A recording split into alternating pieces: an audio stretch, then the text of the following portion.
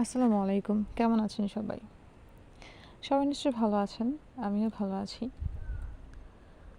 তো ভালো থাকার মাঝেও কিছু সময় মানুষের এই ভালো থাকাটা আমাদের আশেপাশের কয়েকজন লোক নষ্ট করে দেয়।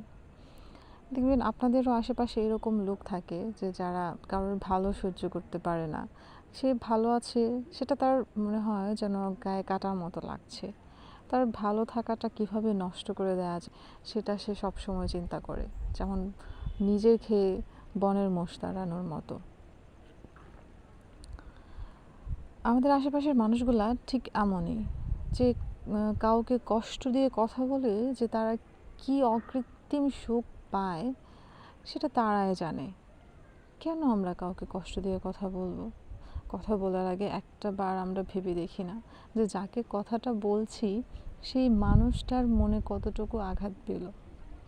তো প্লিজ আপনারা কেউ কারোর মনে কষ্ট দিয়ে কথা বলবেন না।